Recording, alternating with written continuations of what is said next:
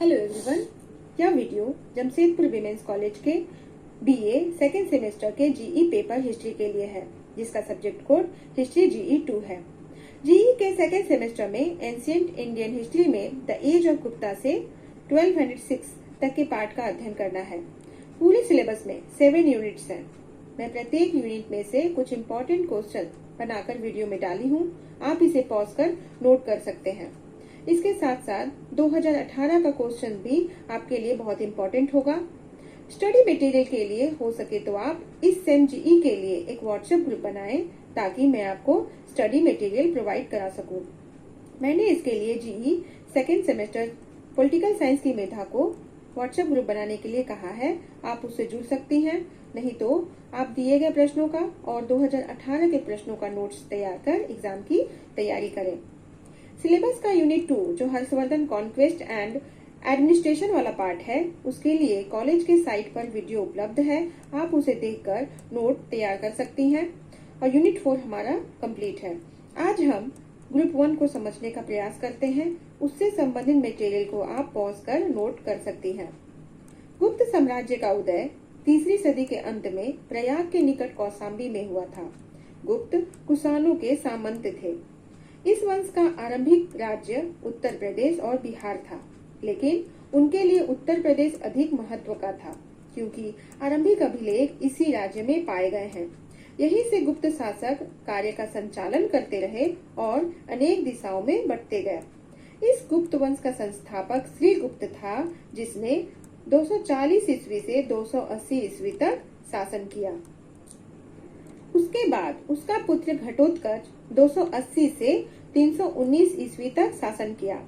घटोत्कच के बाद चंद्रगुप्त शासक हुआ। उसने 319 से 350 ईस्वी तक शासन किया। चंद्रगुप्त के शासन काल की सर्वाधिक महत्वपूर्ण घटना गुप्तों तथा लिच्छवियों के बीच वैवाहिक संबंध की स्थापना की है।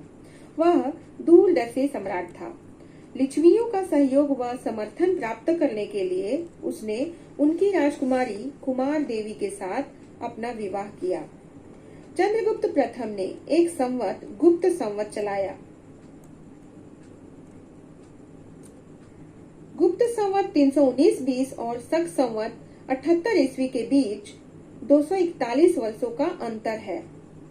समुद्रगुप्त को अपना उत्तराधिकारी बनाने के बाद चंद्रगुप्त प्रथम ने संन्यास ग्रहण कर लिया।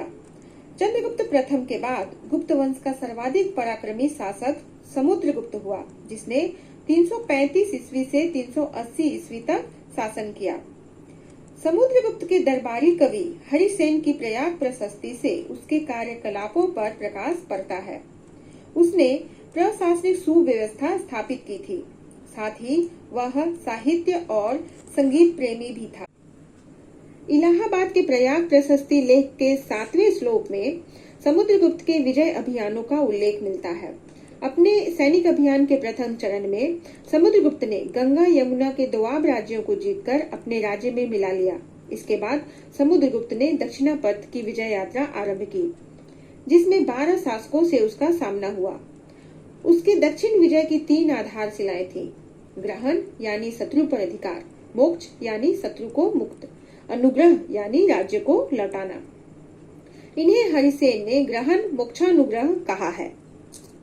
उसने अपनी विजय की उद्घोषणा हेतु अश्वमेध यज्ञ संपन्न कराया। समुद्रगुप्त के बाद माना जाता है कि रामगुप्त गद्दी पर बैठा। उसके काल में शकों ने गुप्त साम्राज्य पर आक्रमण किया था, जिसमें रामगुप्त पराजित हुआ और अपमानजनक संधि की, जिसमें उसे अपनी पत्नी ध्रुव देवी या ध्रुव स्वामिनी को शक राज्य को भेंट देना था। लेकिन उसका छोटा भाई चंद्रगुप्त द्वितीय स्वभाव से वीर था।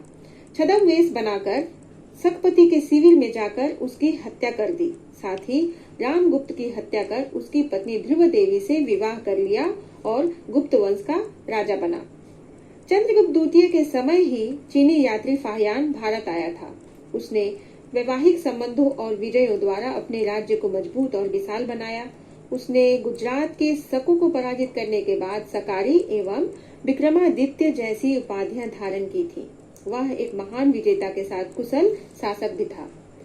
भारतीय इतिहास में गुप्त काल को स्वर्ण युग यानी गोल्डन एज की संज्ञा दी जाती है। इतिहास में स्वर्ण युग उस काल को कहा जाता है जिसमें राज्य और प्रजा का चतुर्दिक विकास होता है। इस काल में सामाजिक, राजनीतिक, आर्थिक तथा सांस्कृतिक विकास हुआ और प्रजा की आध्यात्मिक, मानसिक और भौतिक प्रगति हुई। अतः इस काल को भारत का सर्वांगीण उन्नति के चलते गुप्त काल को स्वर्ण युग मानना तर्कसंगत लगता है। Thank you.